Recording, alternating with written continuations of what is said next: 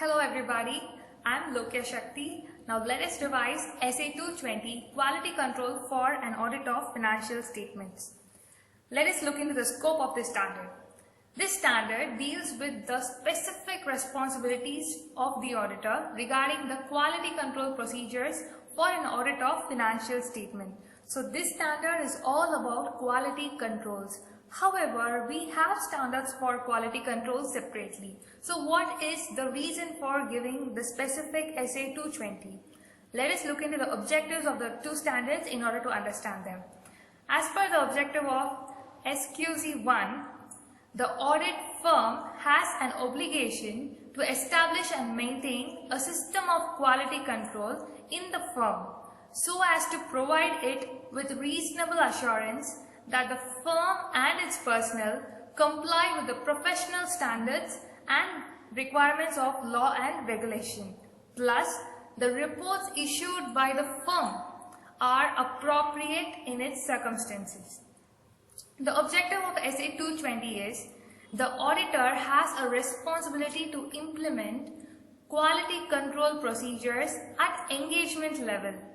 This is done in order to provide a reasonable assurance that the audit complies with the standards and the requirements of law and regulation, plus the auditor's report issued is inappropriate with the circumstances. So basically, if you compare these two, SQC deals with the firm level and Essay 220 deals with the engagement level. So SQC 1 has a wider range approach. We could further say that SQC1 is a kind of a parent standard for Essay 220. So having understood the relationship between the two, let us come back to Essay 220. Essay 220 lays down the requirements for quality control. It lays down 12 requirements. In short, to put into. Okay, so the first requirement is the leadership responsibilities for the quality on audits. The engagement partner shall take the responsibility for the overall quality of each audit engagement assigned to him. This is done by establishing the policies and procedures for the audit and communicating those to the audit assistants effectively so that they could follow the quality control procedures. The second requirement is ethical requirement, which is nothing but the code of ethics issued by the ICAI. Integrity, objectivity, professional competence and due care, confidentiality and professional behavior. These are the 5 code of ethics which is required for quality control. The third requirement is independence. Communicating the requirements for independence with the audit assistants is necessary, and in case of threats to independence, the appropriate action that needs to be taken should be established. The fourth requirement is acceptance and continuance of client relationship and audit engagements. The engagement partner has to look into the integrity of the client, meaning he has to look into the identity, the business reputation, the nature of operation of the business, the attitude of the management and those charged with governance with regards to the interpretation and application of accounting standards and internal control should be considered. The engagement partner should also consider whether the engagement team is competent enough to perform the audit and whether the legal and ethical requirements could be complied by the engagement team. The fourth requirement is the engagement team. Appropriate competence and capability of the members of the engagement team is a must. The sixth requirement is engagement performance. The engagement partner shall direct, supervise and perform the audit engagement in such a way that the objectives of the standard are achieved, which is nothing but the compliance with the professional standards, the legal requirements, like regulatory requirements, they should be achieved. The seventh requirement is review. The engagement partner is responsible to review the engagement performance. On or before the audit report, he shall check whether there is sufficient appropriate audit evidence to support the conclusions reached by the engagement team. The eighth requirement is consultation. The engagement partner shall see through whether the consultation obtained by the audit team is appropriate and all sufficient and appropriate resources are available in order to provide the consultant and the conclusions brought in by the consultant are properly documented, plus the conclusions reached are properly implemented into the process.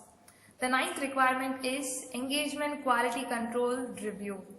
In case of listed companies and those other audit engagement which the firm finds fit. So it means that for listed companies it is a must, and those other companies or the audit engagements which the firm sees necessary, it shall implement engagement quality control review, which is nothing but the objective evaluation before the report is issued. Okay, so who can do this? Who can be appointed as the reviewer? The partner of the firm or any other external who is qualified enough to review the report could be appointed as the engagement quality control reviewer. What does he do? He looks into the significant matters, that is the significant risk and its responses during the audit, the consultation which has been brought in by the engagement team. He shall review the financial statements and the proposed audit report. He shall evaluate the conclusions reached based on the evidences that has been documented. The 10th requirement is, in cases of difference of opinion, what would the team do? In case the difference is within the engagement team, or in case there is a difference between the engagement partner and the engagement quality control reviewer, it shall follow the firm's practice. The firm's practice and policies will be as per SQC1.